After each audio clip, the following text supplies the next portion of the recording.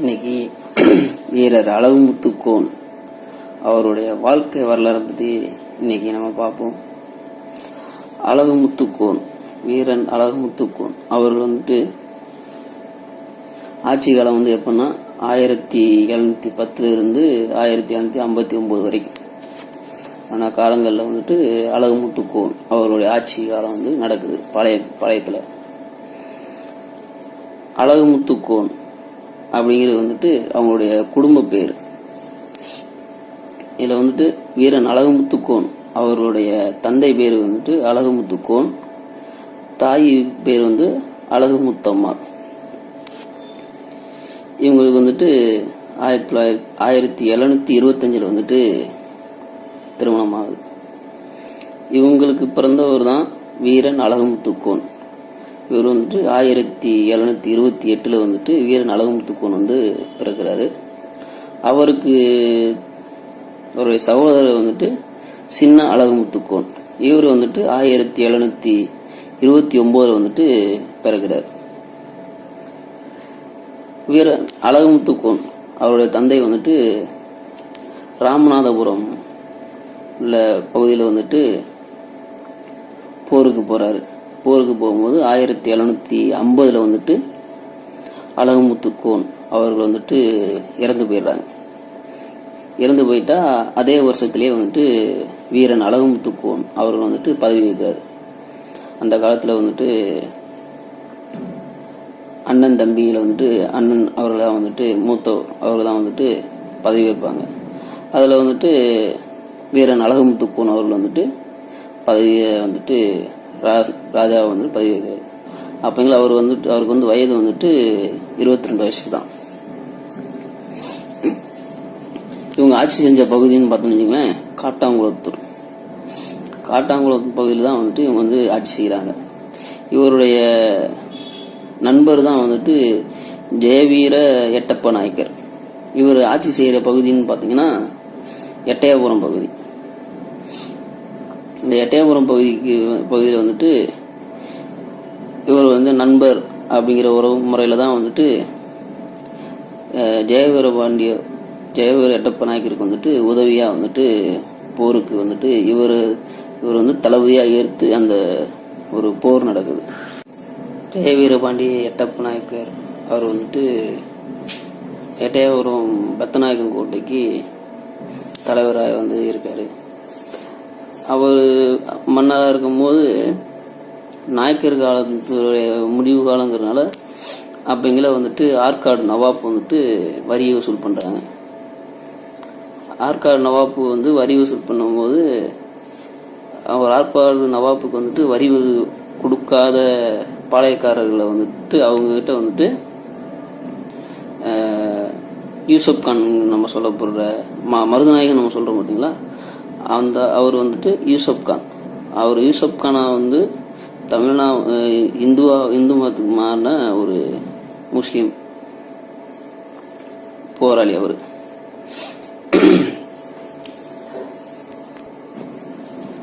அவர் மூலமா ஆற்காடு நவாப் அந்த வரி வசூல் பண்றாங்க. அந்த கப்பம் கட்டுறதுங்கிறது நம்ம இப்ப எப்படி வரி கட்டுறோமோ அது போல வரி கட்டுறது. அந்த ஆற்காடு நவாப்பு அவர் ஆங்கிலேயர் மூலமா அந்த வரி வசூல் பண்ணணும்னு ஆங்கிலேயர்கள் நியமிக்கிறாங்க. அந்த ஆங்கிலேயர் நியமிக்கும் போது நம்ம இந்த பெர்சன்டேஜ் கணக்கு சொல்றோம் பார்த்தீங்களா, அந்த பெர்சன்டேஜ் கணக்குல உங்களுக்கு இவ்வளவு வரி வசூல் பண்ணும்போது உங்களுக்கு இவ்வளவு அப்படி சொல்லி ஆங்கிலேயரோட ஒரு ஒப்பந்தம் பண்றாரு. அதுல இருந்து தான் ஆங்கிலேயர் கொஞ்சம் கொஞ்சமா நம்ம இந்தியாவுக்குள்ள அவங்களுடைய இதை நுழையிறாங்க. அவங்கள யூசுப் கானும் அலெக்சாண்டர் கிராண்டும் எட்டயபுரம் கோட்டை பெத்தநாயக்கன் கோட்டைக்கு வராரு. அதுல தளபதியா அழகுமுத்துக்கோன் அவர்கள் தலைமையில போர் நடக்குது. அந்த காலத்துல பெத்தநாயக்கம் கோட்டையும் சரி அழகுமுத்துக்கோன் அவர்கள் ஒரு குறுநில மன்னர்கள் தான். அப்படிங்கும் போது அவங்க கிட்ட படைபலங்கிறது ஒரு 5000 பேர் 6000 பேருக்குள்ளதான் அவருடைய படை வீரர்கள்லாம் இருக்காங்க. ஆனால் ஆங்கிலேயர்கிட்ட வந்துட்டு 30,000 பேர்கிட்ட இருக்காங்க. 30,000 பேர் இருக்கும்போது இருந்தாலும் கொஞ்சம் வீரத்தோட வந்துட்டு அவங்க கூட வந்துட்டு ஆங்கிலேயரோட வந்துட்டு போரிடுறாரு. போரிட்டா ஆங்கிலேயர்கிட்ட வந்துட்டு துப்பாக்கி, பீரங்கி அது போன்ற ஆயுதங்கள்லாம் இருக்கு. நம்ம வீரன் அழகுமுத்துக்கோன் அவர்கிட்ட வந்துட்டு வேல், கம்பு, அருவா, கத்தி இதுதான், அதை வச்சு போரிடுறாங்க. இறுதியில் வந்துட்டு அழகுமுத்துக்கோன் அவர்களுடைய வீரன் அழகுமுத்துக்கோன் அவருடைய படை வீரர்கள்லாம் வந்துட்டு இறந்து போயிடுறாங்க. இறந்து போயிட்டா அதில் வந்துட்டு ஒரு 248 பேர் வீரர்களும் ஒரு 6 தளபதிகளும், அதாவது மொத்தம் 7 தளபதிகள் வந்துட்டு யாரு நம்ம வீரன் அழகுமுத்துக்கோன் அவரோட சேர்த்து 7 பேரை வந்துட்டு கைது செஞ்சு காட்டாங்குளத்துக்கு பக்கத்தில் இருக்க நடுக்காட்டூருக்கு கொண்டு போயிடுறாங்க. கொண்டு போயிட்டா எல்லாரும் இரும்பு சங்கிலியால் வந்துட்டு கெட்டி வச்சிடுறாங்க. கெட்டி வச்சுட்டா நீ வந்துட்டு கப்பம் கட்டணும் அப்படின்னு சொல்றாங்க. அவங்கள வந்துட்டு நான் வந்து கப்பம் கட்ட முடியாது அப்படிங்க, இல்லைன்னா உங்களுடைய வீரர்கள் வந்துட்டு மடிவார்கள், ஒவ்வொருத்தங்களா கொண்டுருவோம் அப்படின்னு சொல்றாங்க. உடனே வீரன் அழகுமுத்துக்கோன் அவர்கள் வந்துட்டு நாங்கள் வந்து மக்களுக்காக வாழ்ந்தோம், மக்களுக்காக மறைந்தோம் தான் இருக்குமே ஒழுசு உன் காலில் ஒரு நாளும் மண்டியிடவும் மாட்டேன் அப்படின்னு ஒரு வீர முழக்கமே வர்றாரு. அப்பங்கிற வந்துட்டு யூசப் கானும் அலெக்சாண்டர் கிராண்டும் வந்துட்டு அந்த 248 பேருடைய வலது கையை வந்துட்டு வெட்டி இது பண்றாரு. அப்போனாச்சும் வந்துட்டு அழகுமுத்துக்கோன் அவர்களுக்கு வந்துட்டு ஒரு பயம் வரும் அப்படின்னு. இருந்தாலும் வந்துட்டு அழகுமுத்துக்கோன் அவர் வந்துட்டு மடிந்தாலும் மக்களுக்காகவே மடிவேன் அப்படின்னு சொல்றாரு. அந்த 248 பேரும் கொல்லப்படுறாங்க. அப்படியும் வீரன் அழகுமுத்துக்கோன் வந்துட்டு கப்பம் கட்டவும் முடியாது, எதுவும் பண்ண முடியாது அப்படிங்கிறாரு. சரி, இந்த 6 தளபதிகளையும் சேர்த்து உன்னையும் சேர்த்து மன்னித்து விடுகிறேன், நீ கப்பம் கட்ட வேண்டாம், மன்னித்துக் கொள்ளுங்கள் என்று ஒரு வார்த்தை மட்டும் சொல்லு அப்படின்னு யூசப் கான் வந்துட்டு சொல்றாரு. நீயும் ஒரு தமிழ்னா போயிட்ட, நானும் ஒரு தமிழ்னா போயிட்டேன், அதனால உனக்கு வந்துட்டு மன்னிச்சிருங்க அப்படின்னு ஒரு வார்த்தை சொல்லு, உன்னை விடுதலை செஞ்சிடறோம் அப்படின்னு சொல்றாங்க.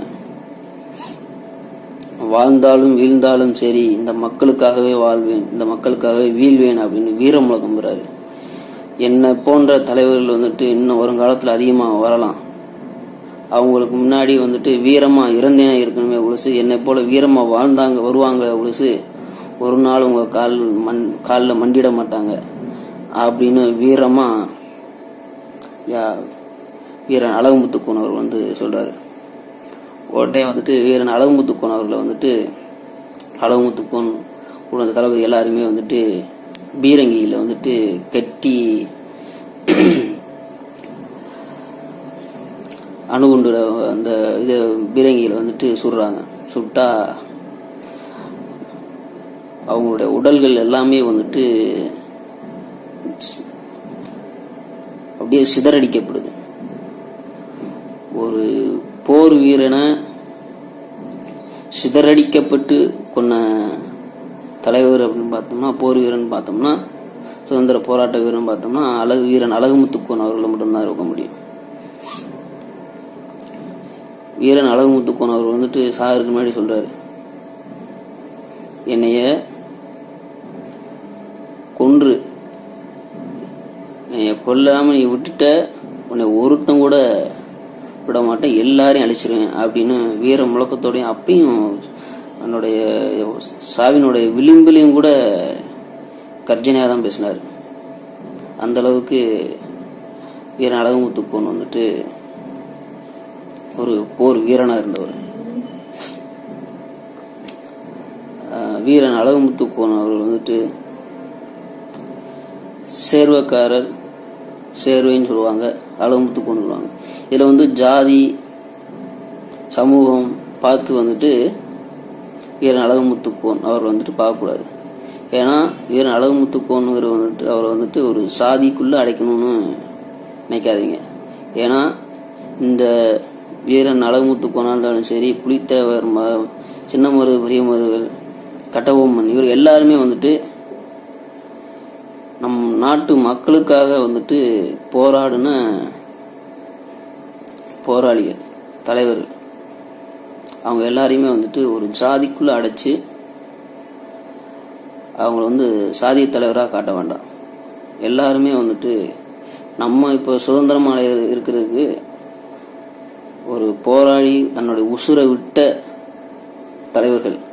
அவங்கள வந்துட்டு ஜாதியா பார்க்காம அவங்களுக்கு உரிய மரியாதையை நம்ம கொடுக்கணும். நன்றி, வணக்கம்.